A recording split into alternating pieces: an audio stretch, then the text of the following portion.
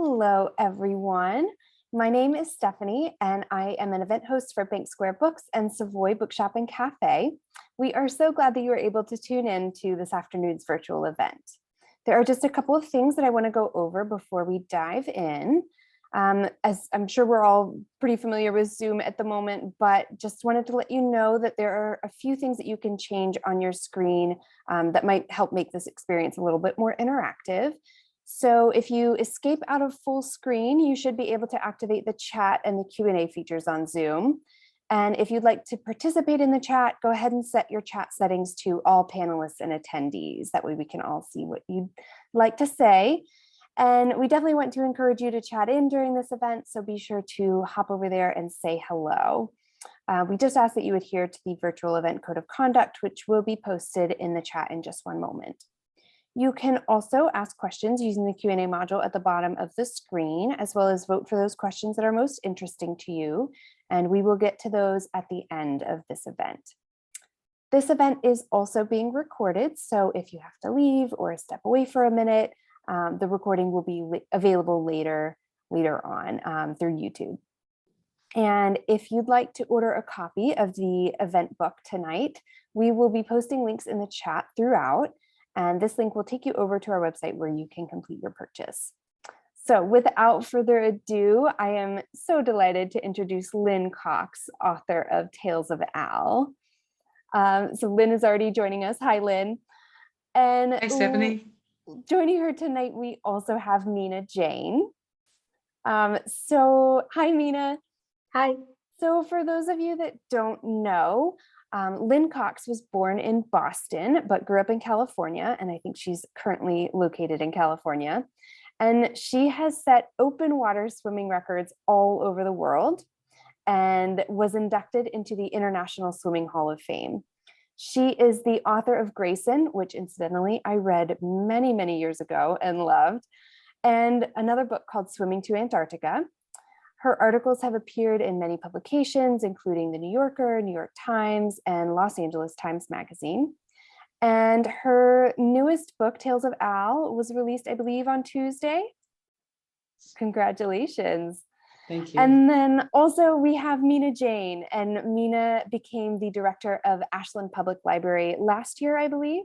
But you have been a librarian since 2005, so that's quite a career. So I am going to disappear for a little bit, and I will let these two take it over, and then I'll pop back in towards the end of the event to take any of your audience questions. Lynne, it's so good to see you. It's great to see you, Mina. I'm so excited about Tales of Al. So I want to just jump right in and talk about you and what you've been doing and this amazing book that just I'm going to say has a book birthday this week. I love that. I love that the new way of talking about a launch of a book is about a birthday for a book. And it does feel like that. Oh yeah, you are going through labor pains. With all of the book events and things that you're doing. So I definitely think it's a book birthday. It works. So tell us a little bit about yourself, and as Stephanie already did a short bio, and then let's talk about Tales of Al. So I started swimming when I was a little kid in a lake in Maine, and my Mhm. parents were totally supportive of my siblings and me learning to swim. Part of our family was a Dalmatian named Beth, and so she had the chance to learn to swim just like we did. So in the summer times when it was hot and swelterly in Maine, we would jump into the pond to cool off. And Beth would join us, but she was really interesting because when my mother went out to go swimming, Beth would jump in, swim over to her, and try to pull her to shore. So there was this history in her family about the dog trying to rescue the human, but also the dog was part of our family. Beth was really one of the best parts of the family. We swam together, did stuff together, and we all loved her very much. My parents were really encouraging for us to become good swimmers, and we did. We wound up being pretty good swimmers in New England. And then we had the opportunity to move to California and start training with the US Olympic coach. So we started working out between 2 and 4 hours a day. And there were swimmers from around the world that were the best in the world that we watched work out and aspired to. Mhm. When I was 14 years old, I heard about a group of kids that was going to swim across the Catalina Channel between the island of Catalina and the mainland of California. So I asked my coach to talk to their coach, and they allowed me to train with them. So I did my first open water swim with this group of kids. We swam 27 miles in 12 hours and 36 minutes. And it was the start of my whole open water swimming career. Mhm. I'd go on to swim the English Channel and break the world record for men and women. My time would be broken by Davis Hart from Springfield, Mass. I'd go back and break his time and then realize that I wanted to do swims that had never been done. Mhm. So that was something that was really exciting to me because each swim that I did, I would do major research for. And at the time I was doing the research, so much of it was through embassies and writing letters. There was no internet. Everything was by mail. And Mhm. so it would take forever to get responses. But often the very primary research I did would be at the library to be Mm. able to find out about the culture, about the taboos, about what I could connect with in a different country. For instance, I became the first person to swim the Strait of Magellan. And to do that, I needed support from the Chilean Navy. And so through the US Embassy in Chile, they contacted the Chilean Navy, who were the experts and the guides who helped me become the first person to do the swim. And Mhm. so it was fantastic to have these connections, to meet people around the world, and to then decide to write about that, to share these journeys. Mhm.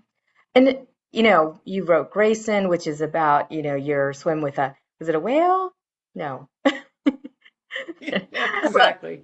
yeah. So I'm just thinking like you've been writing about your interactions with animals in the water for quite some time and how they've, just as much as you write about the people, you write about the animals. So I think that it's really interesting that you wrote about the Tales of Al, which is about a dog. So can you tell us a little bit about um, your journey to writing this book? Yes, I saw a video of a Newfoundland leaping out of a helicopter into a lake in Italy, Hmm. and I was intrigued. How does a dog go into a helicopter? Why isn't it terrified of the sound and the wind and the vibrations?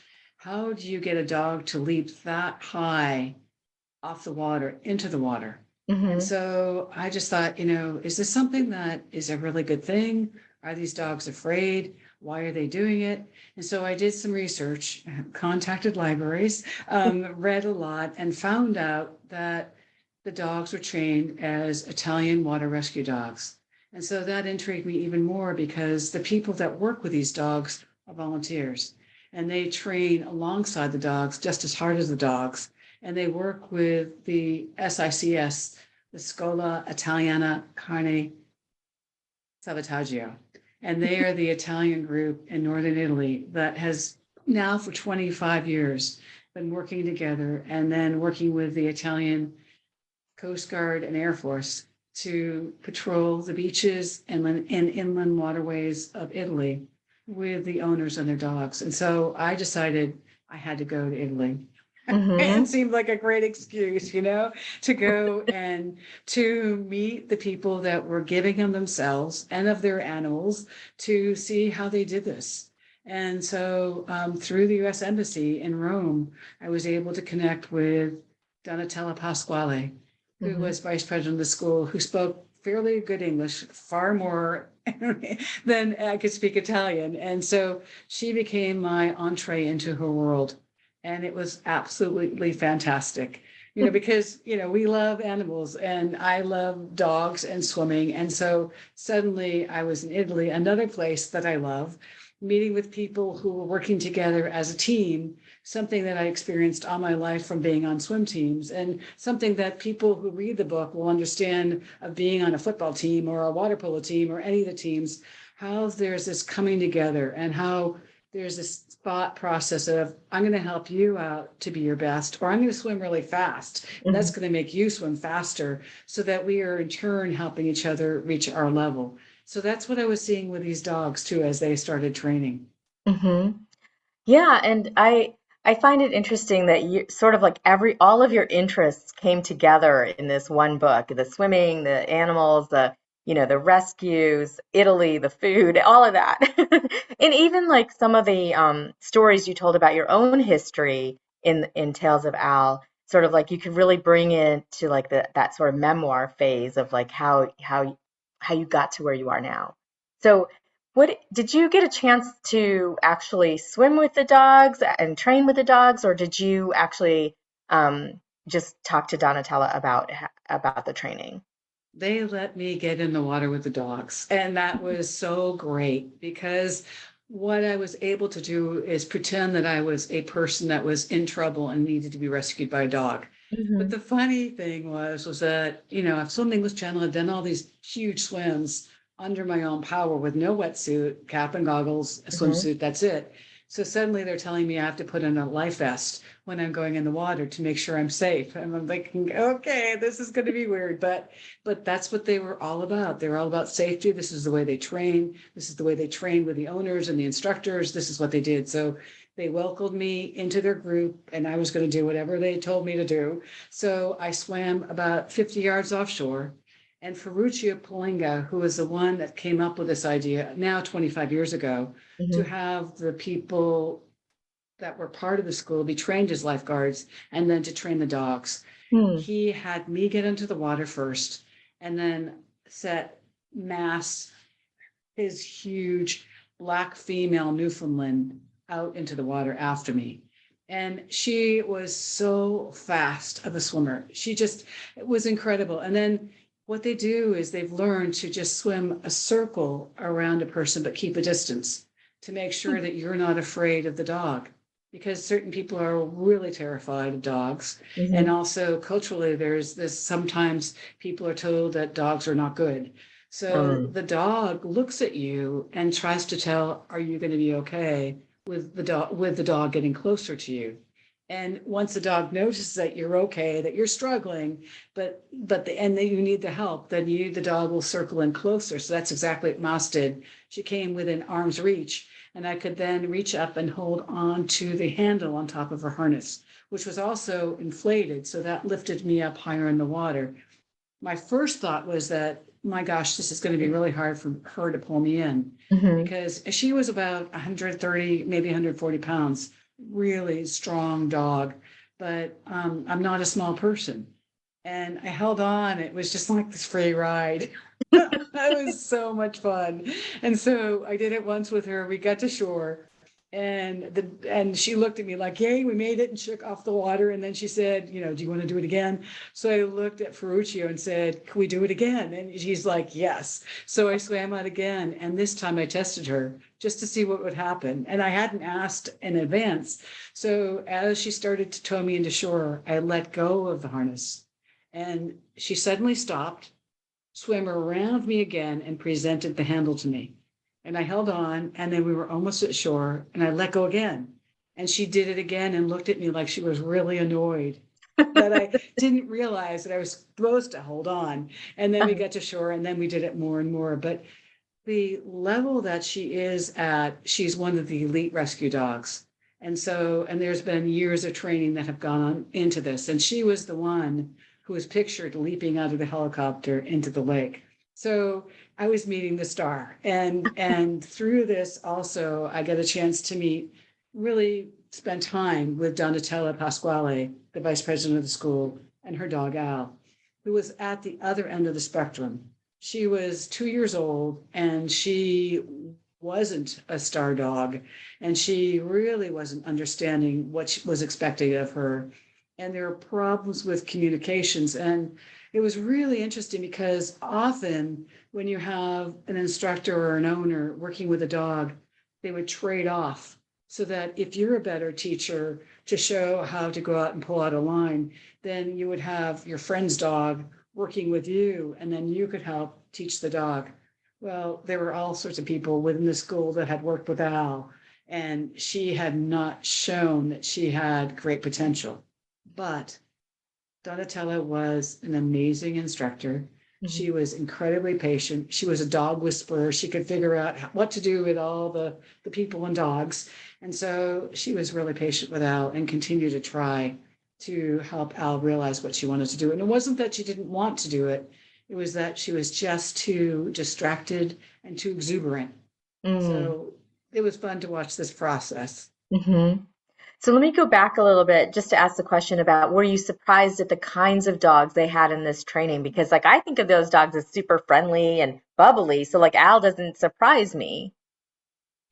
Right. The dogs that were involved in this were Newfoundlands, Labradors, Golden Retrievers, German Shepherds, Leonbergers, and Italian Spinoni. And there were others as well. I'd never have seen a Leonberger before. They're like huge St. Bernards. They are, in fact, they were bred in Germany because there's a place in Germany called Leonberg, Germany, and they were supposed to look like lions, and they actually have this sort of mane around their heads, and they're very colorful. Some of them are red, and some of them are blues. And so Donatella actually had one of these Leonbergers at home named Zach, and she had trained him to also become a water rescue dog. And I found out more recently here in the United States, there are a lot of people that have Leonbergers that use them as assistance dogs. And a lot of Newfoundlands are being used as assistance dogs, and in addition to the Labs and Goldens. But I didn't realize that there were so many people that, again, were spending time training the dogs to do something more than just have a friendship with their dog. And so the breeds were all big and friendly and gentle, but the part of their training was they had to focus. They had to learn how to be alert. And somebody was asking me, why do you have to have dogs on the beach? You have lifeguards. Well, there are a lot of places that don't have lifeguards. So by patrolling the beach with the dog, the owner and the dog are both trained, and they can pull in somebody. But Labradors can pull in 2 people. Golden Retrievers can pull in 2 people at a time. Newfoundlands can pull in 6 people at a time. So there's a huge advantage of having these dogs being on the beach. But they're also alert to somebody struggling. So often the people that are in this SCIS group, the Italian School of Water Rescue Dogs, they can see something happening and prevent something worse from happening. So they don't always have to rescue somebody. They see somebody like, okay, they're going to get in trouble. Let's go out and help them get in. Yeah, because when we talked last year, you had said something about seeing one of the dogs actually jump into the water to save a child, or was that particular school? Yes, and I had seen that happen, but more recently in June or July, there were 14 children on inflatable rafts that had been pulled out by a strong current. And there were 2 Labradors and their owners from the school who had been patrolling the beach. And somebody out there waved. And so the dogs and the owners went out there and rescued 14 kids. So it doesn't happen all the time, but like lifeguards are not always rescuing people, but they have really done some great work. And in addition to that, they work with the Italian Coast Guard and with the Italian Air Force. So again, it was great to also talk about the Italian Coast Guard because they're making the waterway safe. They're doing really good things like our Coast Guard. And, to see these people like our search and rescue people helping here in the United States and different parts of the world. There were dogs, including Al, that would do the water rescue training, but then they would go on and do search and rescue as well. Donatella told me that she wished she had trained Al as a truffle dog because she was unlike most Newfoundlands, which you'll find out within the story. She's unlike most of the other dogs because she's her own dog, but she had this incredible sense of smell. And so she could pick out things that many other dogs couldn't pick out. Al sounds really special. What made Donatella really invest in her? Because it sounds like it was a little bit more work than some of the other dogs. Well, I think there were two things going on. She had a dog named Alicia, who was like Moss. She was the star of the school. She'd been on Italian television, Japanese television, BBC. She was known around the world for being able to jump out of helicopters and save people. So toward the end of her life, Donatella decided that she wanted another dog. And so she initially got Al as a puppy so that Alicia, who's Al sort of named for Alicia, Al, Donatella was hoping that Alicia would start to train Al. And Alicia sort of had it up to her top of her head with Al because she, again, was a rambunctious puppy. And Al was something that was a challenge for Donatella. And she took on that challenge. It's like having a great coach. And I've had, in my lifetime, I'd say 3 great coaches where they don't know exactly what you're capable of doing, but they know there's something inside you. And they know that they can draw that out. Some way it's going to happen if they just try a variety of things and keep going and be patient. And so I think that was what was going on with Donatella, that she was like, oh my gosh, Al, come on. And at the same time, she understood that there was potential there. That is the sign of an amazing coach, I think, to be able to see that somebody's capable of much more than they even think they can themselves. So it's like having a great teacher, in your life. There are people that have inspired you to do the things you've done in later life. And often those are teachers that saw, okay, she didn't get it this way, or he didn't get it that way. But if we reapproach it, maybe we'll be able to do something. And then suddenly you understand and they understand and the world opens up. And I love those moments. And so, I love to write about those moments. I like when everything comes together and, something blossoms. And so it was really fun to be allowed to be involved in the school and watch not only Al training, but seeing the other dogs and seeing the puppies learning to swim like I'd seen Beth when I was a kid, and seeing again that the dogs were never forced. They were never punished. They were never scolded. If the dog didn't do the behavior, they stopped what they were doing and would back away and then try it again. Or if the dog was completely not getting it, just stop and do something else. And I thought that was really great because they didn't reinforce negativity. They didn't reinforce failure. They kept working towards success and stopping when there was success. So they were reinforcing success. And some of the best coaches I've ever seen in all different sports are coaching in that method. And so one of the first things you said was that you were curious, you were intrigued by this dog jumping out of a helicopter to save somebody. And did you ever find out, without giving away spoilers, how do they train a dog to not feel that fear, to feel that, like the loud noises and all of that? How do they train them? Well, actually, there's a progression that they did. For instance, when they first started training them to leap in the water, they'd start off a dock, and then eventually it was off a Zodiac, and then it would be off a Coast Guard boat. And the Coast Guard boats are high off the water, so when they're in a helicopter, they're lowered to almost that level. So they step by step get higher and higher. In terms of being afraid of the noise, if you look at one of the videos online, you can see the one of the red helicopter and the black Newfoundland leaping out. And there's a whole line of dogs, all different breeds, standing, waiting for their turn. And their tails are wagging and they're barking and they're excited. It's like, my turn, my turn. I want to do it next. So I asked, though, are the dogs ever afraid? And do you ever make them get into the helicopter? And they just sort of like, no, this doesn't happen. Because if you look at the line of dogs, they want to do it and they're eager to do it. But if they didn't want to do it, they wouldn't have to. And it's also scary for the owner. I mean, to get into a helicopter and then watch their dog jump out and then to follow afterwards and then to have the rotor wash, which kicks up all the water. So all these things, the spray, the splash is going on, and the dog and the owner are trying to navigate and get out to rescue the person. So, and it's really dramatic to watch this and see them do it. But the idea is that the person feels safer and can get out of the water higher when they're holding onto the dog. And then because the dogs are so strong, especially the Newfoundlands, because they have webbing between their paws, between their toes and the paws, so they can really grab the water and pull strongly. And that was also really fun to dive underwater and watch how they swam. Wow. So oftentimes when people are in the water and having trouble, they're very panicked. I know I've been in situations where I got kind of scared. So how do they train the dogs to handle a person's panic that's not about them being a dog, but just about almost drowning? I think it's because the dog and the owner are both there at the same time. And the owner is also there to reassure, like point the person to the dog, have them hold on the handle, and they're also talking to the person that's in trouble.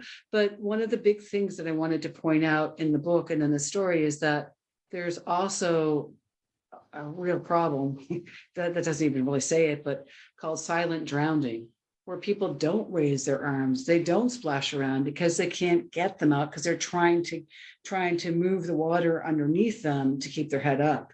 So they'll start going down and it'll be really quiet. You won't see anything. So lifeguards also have to keep an eye out for that. And the dogs haven't learned to watch for that at all. But it's really something that, happens to little kids all the time, where they just wade into the water, the bottom suddenly just drops off and they are suddenly underwater. My brother and sister were beach lifeguards. And so it happened all the time where they had to be alert to scanning the area and realize that little kid that was there before, just went under. So, so what I write about too is it's about water safety for people, water safety for dogs, realizing that you don't want to leave the doggy door open when you go away. If you have a backyard pool, because the dog could go chase something in the backyard, fall in the water. And if the dog doesn't know where to get out of the pool, it may not get out of the pool. And that's happened to a number of friends. So that's sort of the dark side of things. But I think that knowing that just taking another step for safety for your beloved dog is a good thing to do. Absolutely. No, so are you saying that the owner of the dog also jumps into the water? Yes. So the dog goes in first and the owner follows. And the dog goes over there right away. And then the owner, who's also trained as a lifeguard, is assisting with the rescue and talking to the person. And most people are surprised, but in Italy, the dogs are famous. I mean, people all over the country, but not just in Italy, all over Europe and also around the world, but more in Europe, in Switzerland and Germany. They also do training with other dogs and help other people doing water safety, doing Italian water safety lessons. And sometimes the dogs from Italy go and help patrol the beaches with other people. So again, it's sort of like this group of people have done a lot of work for the last 25 years, and you don't hear about it all the time until there's 14 children being rescued. Yeah. But I think so much of their work is also prevention. So I think you had mentioned again when we talked last year about this book, is this the only school for this kind of training in the world? Well, it's, I think, the original school. There are now, the Newfoundland Club of America has different branches that are very involved in water rescue training. And their training is somewhat different than what goes on in Italy. The same thing in Canada. There's a Newfoundland Club of Canada, where they do water testing and water trials. And those are different than what the Americans do. But it all goes back to, learning how to work with your dog, being connected with them, doing training together, having fun. And one of the best parts of all this was after all the training was done, there was a big picnic that we had right near the beach.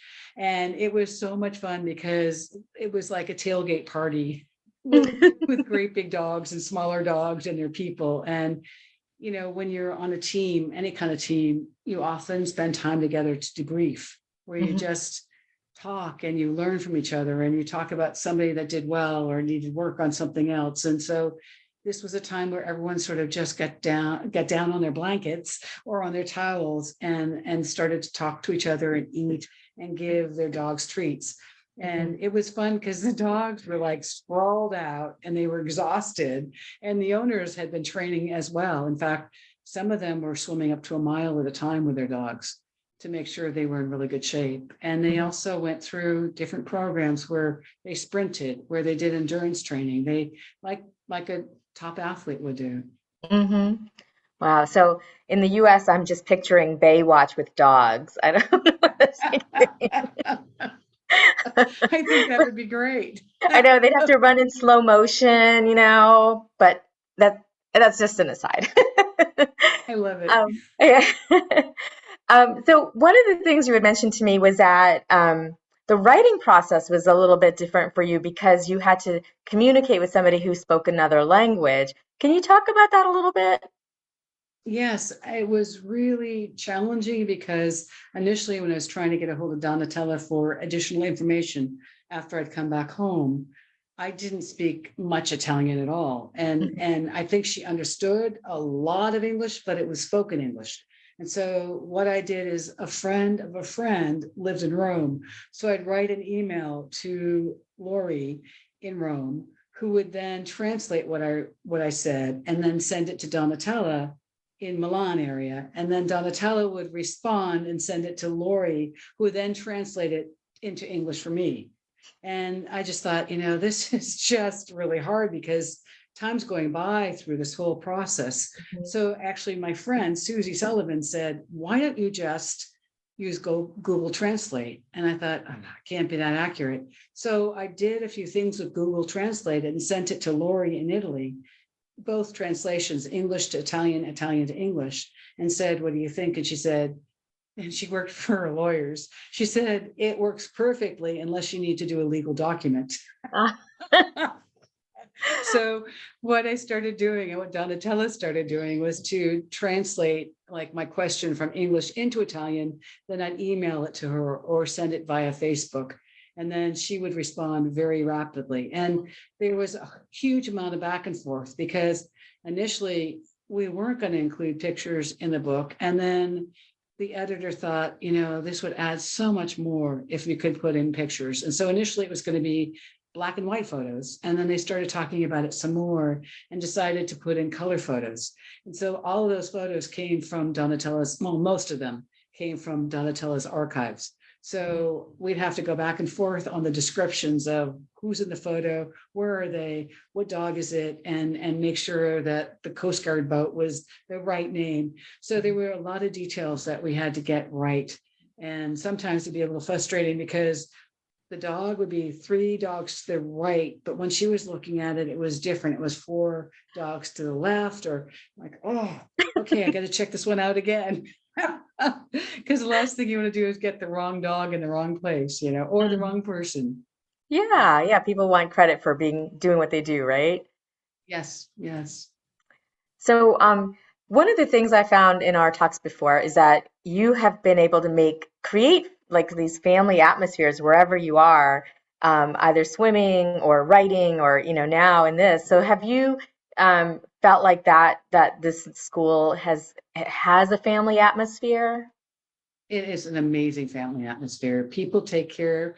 If you had a dog and you were going to go on vacation, it just is accepted that I'd say, I'll take the dog for a month.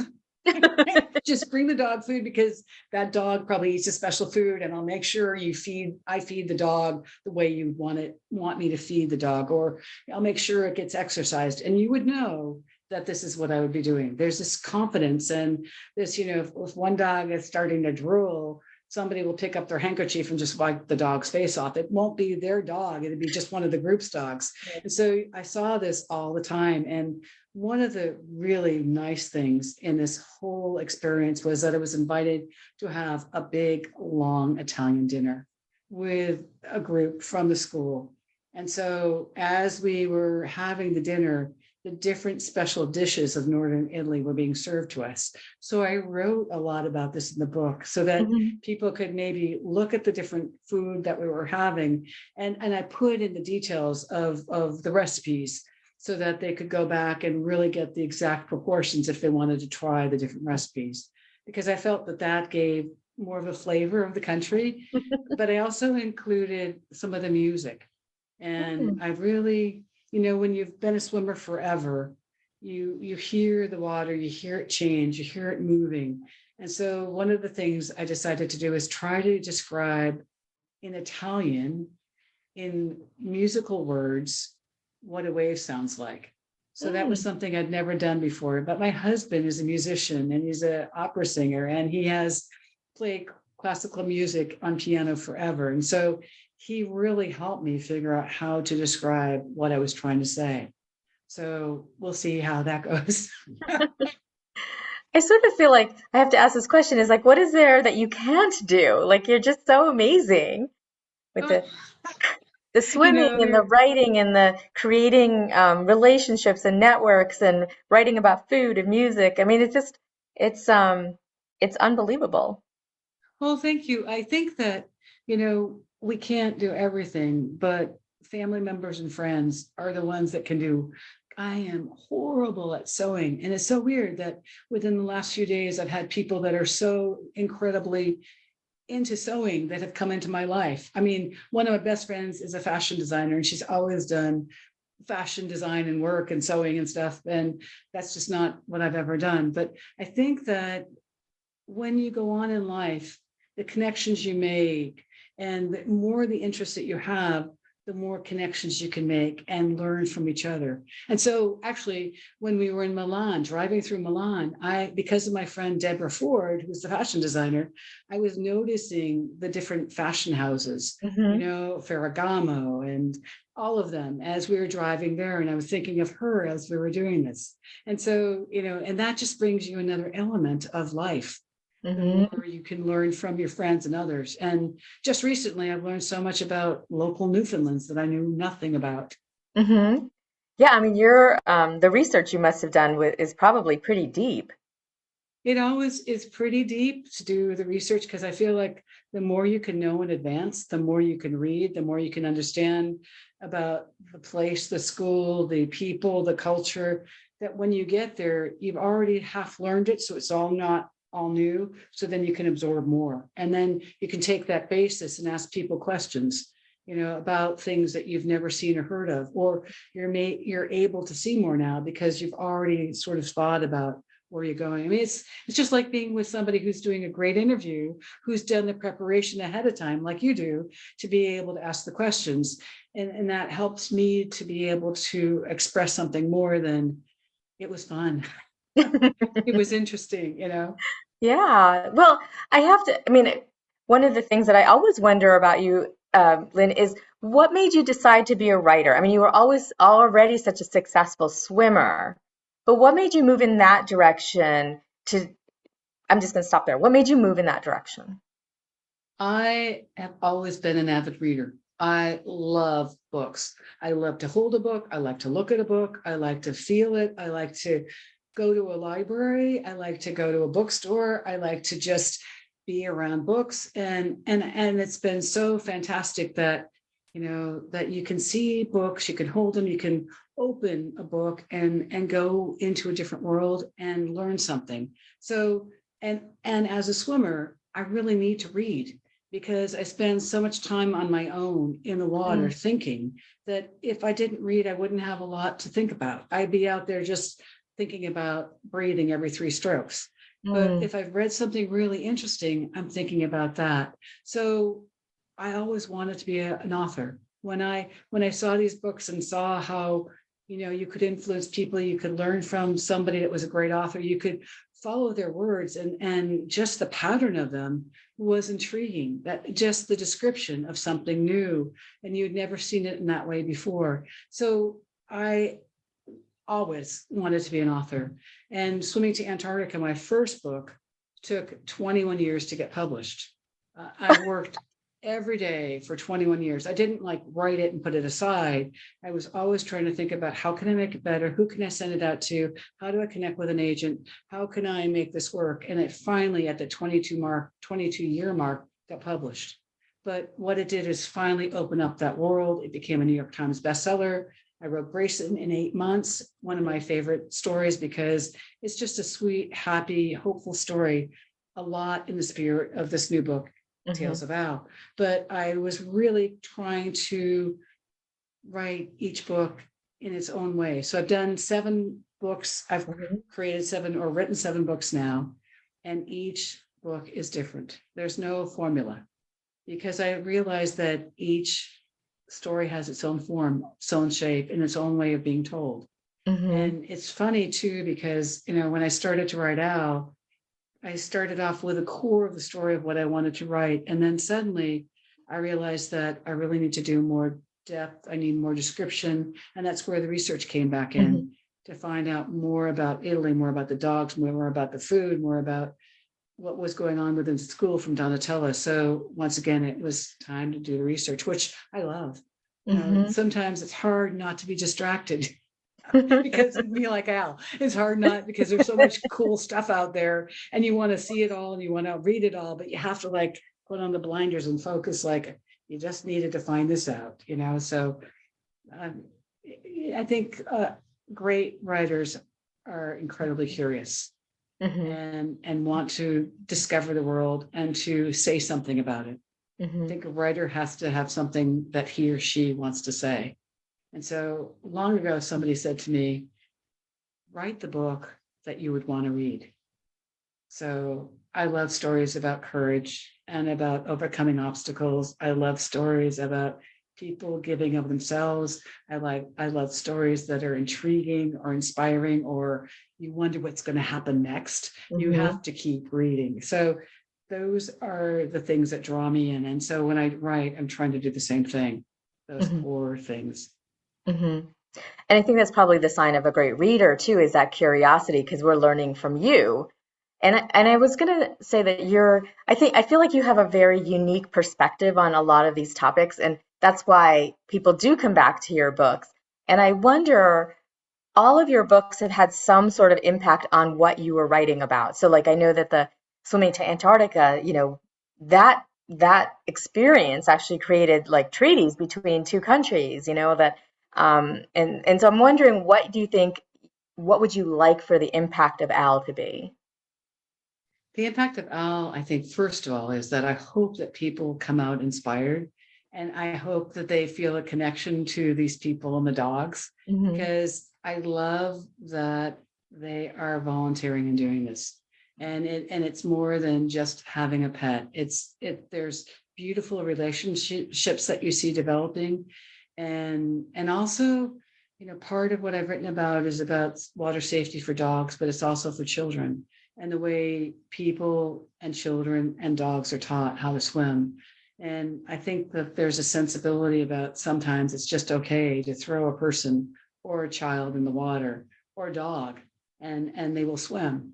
And that's a misconception entirely. There will be dogs and people and kids that will be terrified for the rest of their lives because of that moment. And I just heard about this because somebody had a golden retriever, and the son threw the golden retriever in the backyard pool. The dog won't go near the water now. Yeah. But I also wrote about how dogs in my life have been used to help people to learn to swim, and how the joy is multiplied. In fact, I love Mary Oliver, the poet laureate, who's written about dogs. And so I took one of her poems and excerpted it for the beginning of the book, because she talks about how dogs multiply our joy. And that is not a small thing. No, it absolutely isn't, especially nowadays when we're all looking for joy and need it. Yeah. Yeah. So, hi, Stephanie. Hello. I thought I would just jump back in here. We have a couple of questions that have come in that I definitely want to make sure we get to. And also, I love Mary Oliver. So I just had to throw that in. This has been so fascinating. I am looking forward to reading the book and going and watching some more of these videos. I'm so intrigued. And I know, Lynn, that you did mention that it sounds like there are quite a few of these programs throughout the world.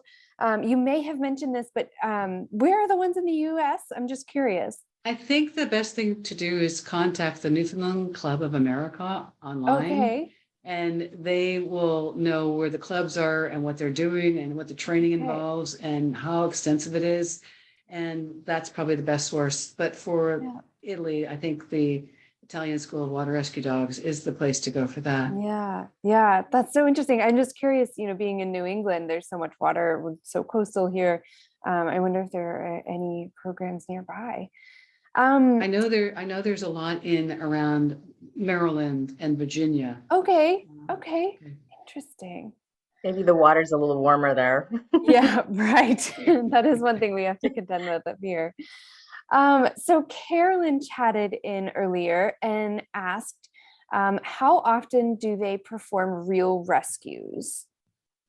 Well, I don't know how often the rescues are. I know that they're volunteering on different beaches along the coast and around lakes. And a lot of their work is really about prevention. And so I don't know if they're there every weekend or every day. I just know that they do this when they can. Right. Interesting. And then we also got a question from Amy. Let's see. How do the dogs differentiate between people or children just having fun and someone who really needs help?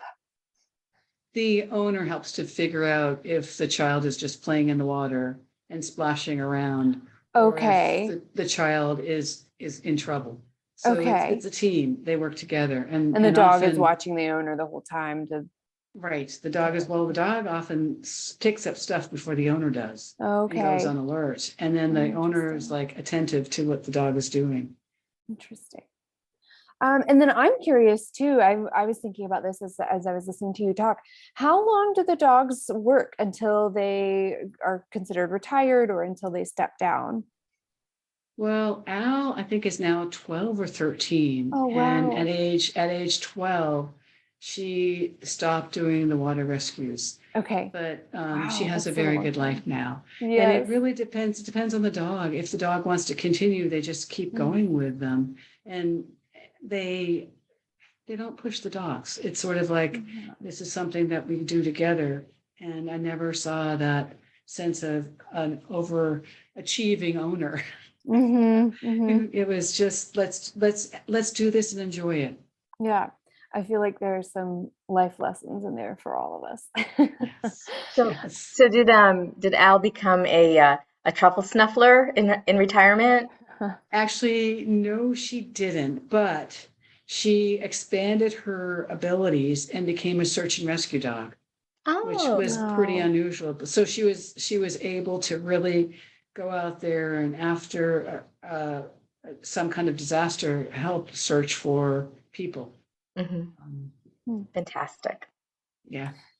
So I always like to wrap up our events by asking everyone what they're reading. So Lynn, I'll start with you. What are you in the middle of reading right now? I am just finishing The Library, which Okay. Susan Orlean? Yeah, Susan Orlean. Yeah. Yes. And I was really fascinated by it, and I thought it was a whodunit. And then at the end, I was like, okay, this wasn't what I expected at all. So it was fascinating. It was something that I wasn't expecting, because the whole idea was you're learning about who may have set fire to the Los Angeles Library or not. Was it an accident or was it intentional? But through the course of that, you find out about the development of the whole Los Angeles library system, also Kansas City Library, and all these connections. So I am really enjoying that book. Oh, great. Yeah, I know a lot of people really like that one. Mm-hmm. Mina, what about you? I am reading The Woman in the Library by Sulari Gentili. and it's a Gentile, sorry. It's about a murder at the Boston Public Library. It's a Oh, murder mystery at the BPL. I mean, I can't not read that book. Nice. what are you reading? I just finished reading Remarkably Bright Creatures by Oh, Van, do I have it up here? Van Pelt is her last name. I absolutely loved it. It wasn't a book that I would normally go for, but I picked it up on break one day. We got the galley copy before it was released at Savoy, and started reading the first couple pages and just fell right into it. And she's a one Shelby. Shelby is her first name. Shelby Van Pelt. It's her debut novel, and she's a wonderful writer. And an octopus narrates a few of the oh, chapters. It's about kind of this decades old. There's some mystery surrounding the death of one of the characters' sons, and it's just this really charming book. I loved it. So Mm. that's Remarkably Bright Creatures. Can I Um, ask can I ask one more yeah, question before we go? yes, absolutely.